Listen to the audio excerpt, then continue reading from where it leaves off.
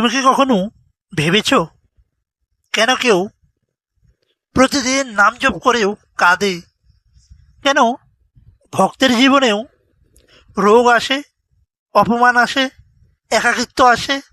তাহলে কি নাম জপ বৃথা? নাম জপের কোনো মূল্য নেই? আমরা কি এমনিতেই নাম জপ করি? আসলে সেটা না। নাম জপ কখনো বৃথা যায় না। আমরা শুধু নামের কাজটা বুঝতে ভুল করি। অনেকে আমরা ভাবি নাম জপ মানে জীবনে আর কোনো সমস্যা থাকবে না। কিন্তু আধ্যাত্মিক পথে নাম জপের আসল কাজ হলো মানুষকে ভেতর থেকে বদলে দেওয়া। আগে যে মানুষ সামান্য অপমানেই ভেঙে পড়তো, এখন নামের শক্তিতে সে ধৈর্য ধরে। আগে যে মানুষ কষ্ট পেলে ঈশ্বরকে ভুলে যেত, এখন সে মানুষ কষ্টের মধ্যেও ঠাকুরকে ডাকে। এই পরিবর্তনটাই নামের প্রথম আশীর্বাদ।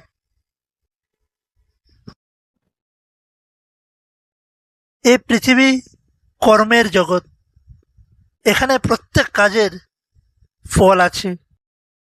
আজকের যে কষ্ট অনেক সময় অতীতের কর্মের ফল, যেটা এই জন্মেও হতে পারে বা আগের জন্মেরও হতে পারে।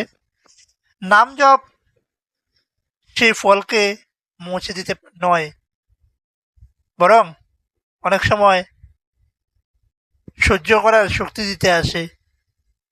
যেমন মনে করুন, একজন ডাক্তার অপারেশন করেন রোগ সারানোর জন্য।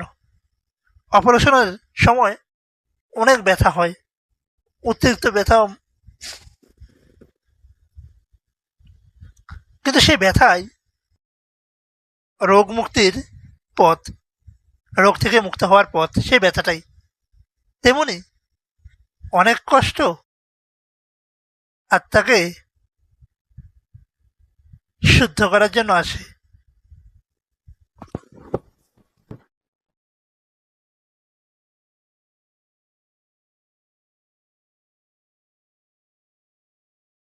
একজন সাধারণ মানুষ কষ্টে ভেঙে পড়ে, কিন্তু একজন সত্যিকারের ভক্ত কষ্টের মধ্যেও ভেতরে ভেতরে বদলে যায়। কিরকম বদলে যায়? তার অহংকার কমে যায়, মায়া কমে যায়, মানুষের প্রতি সহানুভূতি বাড়ে। ঠাকুর অনেক সময় ভক্তকে কষ্ট দিয়ে দূরে ঠেলে দেয় না, বরং নিজের আরো কাছে টেনে নেন।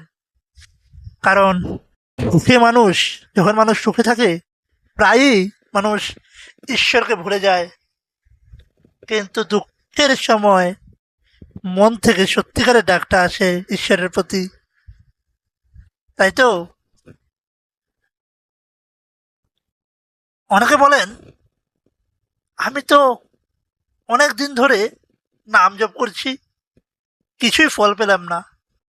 কিন্তু একটা কথা বলুন তো, একটা বীজ মাটিতে পুঁততেই, মানে আপনি যখন বীজটাকে মাটিতে লাগালেন, সাথে সাথে কি গাছ হবে?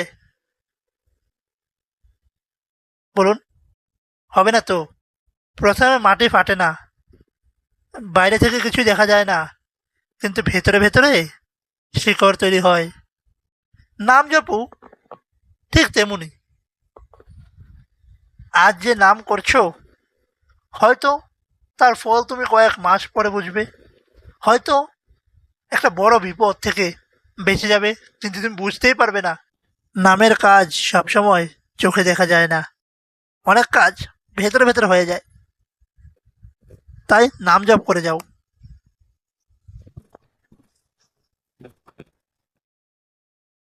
কারণ যদি জীবনে কোনো কষ্টই না থাকতো, তাহলে মানুষ কখনো সত্যের খোঁজ করতো না।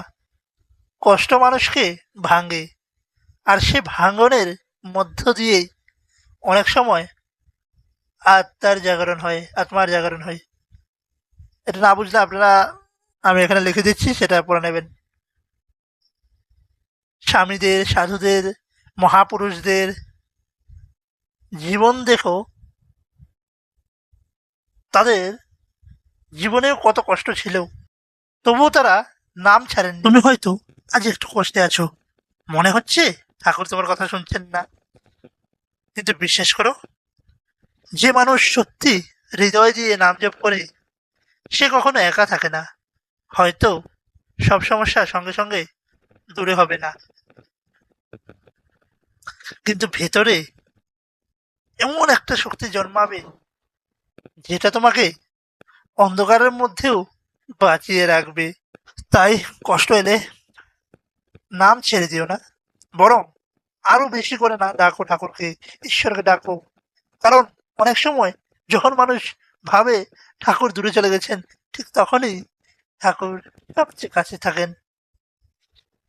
ভিডিওটা যদি তোমার হৃদয়ে ছুঁয়ে যায় তাহলে কমেন্টে লিখো, নামের উপর বিশ্বাস রাখবো। আর এমন আধ্যাত্মিক ভিডিও পেতে চ্যানেলটা সাবস্ক্রাইব করে পাশে থেকো। জয় রাম, জয় গোবিন্দ।